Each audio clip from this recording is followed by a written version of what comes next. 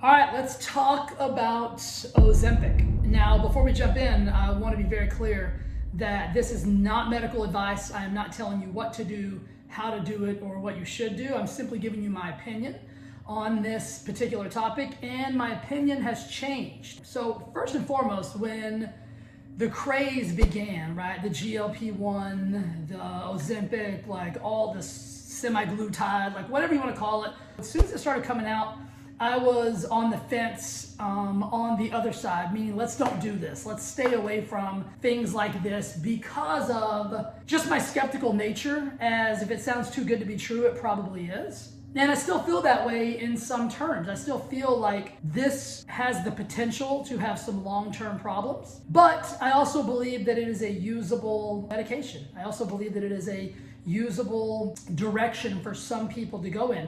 Do I believe it's being radically overprescribed? Of course, it's 100% being radically overprescribed, right? I think we can all probably agree on that. There's people taking it that probably don't need to take it, and there's people not taking it that probably maybe should give it some thought. And so that's what I want to do here today, is I want to give you information so that if you are, no matter where you are, that you just have a different perspective on the situation as a whole. As I said, when this all first started, I was anti. I'm like, let's don't do this. Like, I don't think we need another quick fix, because as somebody who's been in this world of weight loss for, going on 30 years, I just felt like and feel like that we're kind of all looking for, the silver bullet, the magic pill, all of those things. And I don't think that is long-term sustainable. Some of my fears that are with me because of the lack of long-term data, and listen, this has been around longer than the last year of craze, the last 2 years of craze, but it's never been prescribed in this magnitude. It's never been prescribed at this volume. It's never been prescribed for people off-label as it's being prescribed now. And now there's all these other, different trade names and brand names coming out that, we won't even get into that, but it's all virtually the same medication. It all is the same medication. There's just different trade names, different dosages, different indications, different reasons why a medical provider can write the particular script. But if you look at the increase in prescriptions, it is radical over the last 12 to 24 months. So some of the things that make me nervous are the mechanism of action, right? How does it work? What is it actually doing? So the slowing down of the gastric emptying, that worries me, right? And it worries me because your stomach isn't just a garbage can. Your stomach's not just something that we put things in and then things come out the other side. That's not how it works. Your stomach is responsible for a lot of, you're just your normal metabolic function. For example, 90% of your serotonin, your feel-good, happy hormones, right, is produced in your stomach. 90% is produced in your stomach. So, some of the data that I'm reading now is speculating that people are starting to have some, gosh, how do you even want to say this? People are starting to have some serotonin-related situations because of the delayed gastric emptying, which is going to affect more than just, your hunger and those types of things. Anytime you mess with the mechanism of action of the body, and that's one of the reasons that I'm on the fence about this, is anytime you mess with the mechanism of action that is normal and you make it abnormal by ingesting a medication, I think there's always going to be dangers in that. And my long-term fear is that this will be the next fen-phen, this will be the next, diet prescription that we find out has some long-term negative ramifications. Because I don't see from a metabolic and a biology and just the way the human body works, I don't see how long-term manipulation of gastric emptying is going to be good for the human body, right? And then one of the other things that scares me is there's some studies out there that are showing between 20 and 30% of the mass loss is actually coming from lean muscle mass.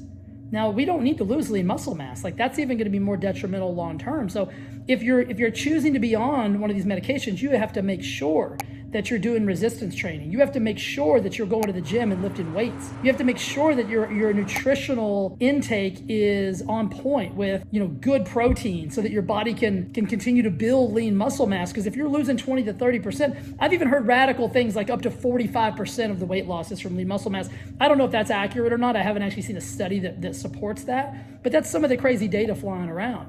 So those two things alone are enough to scare me.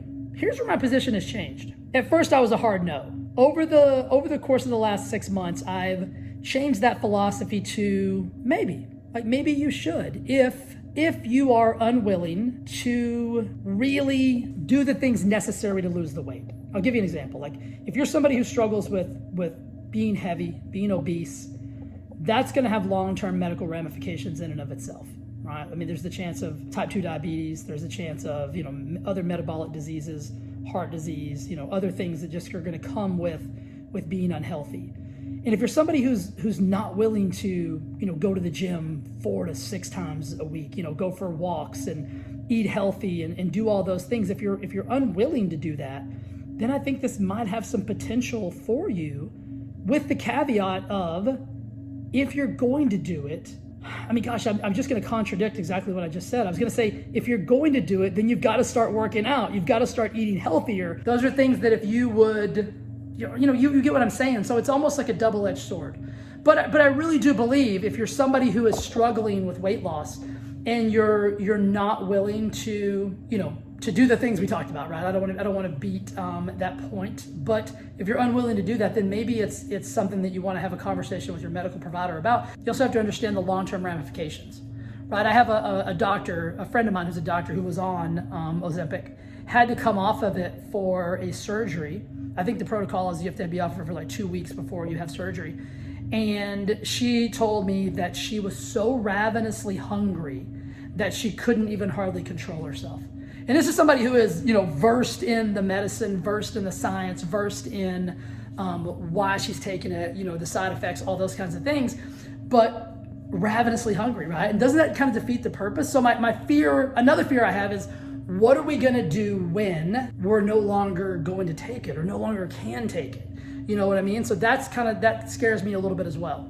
But I do think this. I think if you want to take it, right? If you want to be on it and you've kind of exhausted all the other measures and you think this is the only way that you're going to be able to be healthy, I do think that if you're willing to really get a handle on, like use it as not as the be all end all. Like you can't say, oh, I'm on a GLP-1, I'm on Ozempic, I'm on one of these products, so therefore I don't have to do anything else.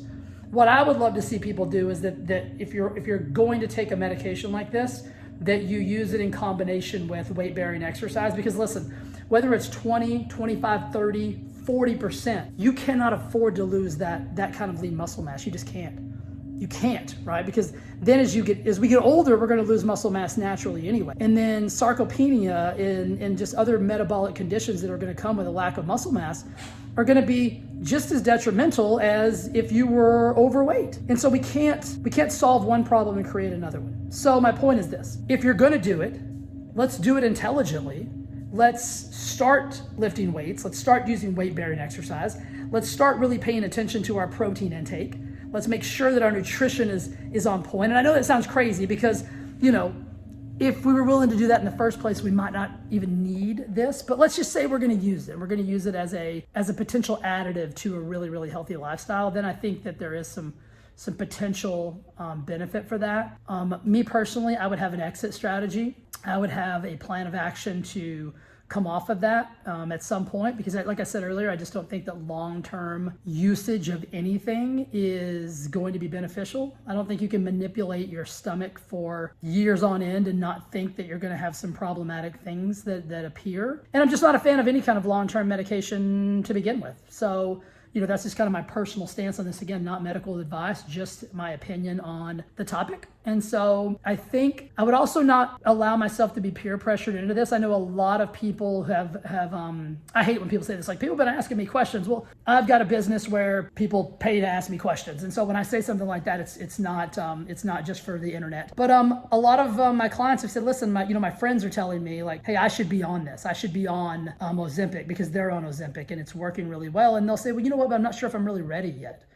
So if you're not ready yet, don't be ready yet, right? Like, you don't do something like this unless you're ready. You don't do something like this unless you have weighed all of your options. You know what I mean? Let's just do things intelligently is really kind of my point. Like, I'm not a big believer in haphazardly taking anything from a supplement to definitely a medication. Like, I don't even like to take an Advil. So I'm a weird human when it comes to that type of thing. And so I like to have data on anything and everything that I'm going to do.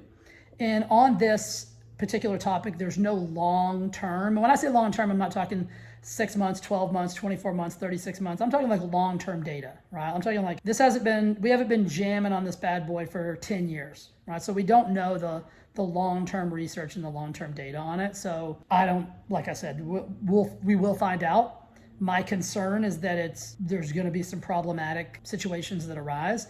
I don't know the percentages of that. Obviously, it's pure speculation on my point. I just don't think from a metabolic standpoint, like I said earlier, that you can manipulate your gastric emptying for long periods of time without some adverse ramifications. And if it is affecting, like some of the studies are showing, like the serotonin levels, I don't think that that's a sustainable metric as well. Like, if 90% of your serotonin is produced in your belly, which it is, and you're messing with that, I think the long-term ramifications of that could be serious as well. And so I say everything with caution, right? Everything, I always say, like, let's eat intelligently, let's move intelligently, let's sleep intelligently. Let's not do something just because everybody else is doing it. Let's do something because we've actually thought it out. We've actually given it some actually deep reflection. And then if we're going to do it, right? Here's my point. If we're going to do it, if that's the decision that you've made, and you've made it with all the information and all the data, then let's do this. Let's start moving our body. Let's start lifting weights. Let's start picking things up and putting them down. Let's make sure that our protein intake is adequate so that you're not losing. Listen, if you're going to take it, you're going to lose some lean muscle mass based on the data. I don't see any way around that. So we've got to be intuitive of that, and we've got to start making some proactive plans where we control that with the weight bearing exercise, the lifting of the weights, really good protein intake, really healthy nutrient profiles. I would recommend getting your blood work done every 3 months if you're going to be on something like this, just so you can make sure that nothing wonky is going on inside of the system. So those would be my suggestions on kind of like how I would approach that. So again, I went from a hell no to a, well, you know what, let's talk about it. Let's think about it. Let's have a conversation about it. And that's kind of where I'm at now. So if you're watching this and you'd like to have a deeper dive, you'd like to go a little further into the rabbit hole of yes, no, maybe so, hit me up and we'll have a conversation about it. Again, I'm not giving medical advice on this. I'm simply giving my perspective, giving my thoughts on just how the human body works and the data that I've read up to this point. So I hope that helps you. I hope it just gives you a slight bit of clarity. If you're taking Ozempic, there's nothing to be ashamed of. Like, listen, we're all trying to be as healthy as we can possibly be, right? And so if you're already taking it or you're planning on taking it, then take it in, like I'm going to use it again, and take it intelligently, and know that if you'll incorporate weight-bearing exercise, lifting weights, moving your body, being in a positive, powerful, healthy community of people who understand that you're going to need some support along the process while you're on it, when you get off of it. And then let's make sure nutritionally that we're taking as good care of ourselves as we possibly can. Make sense? All right. I hope that helps you guys. Hey, I appreciate you. Thanks for watching, and I'll talk to you in a bit. See you.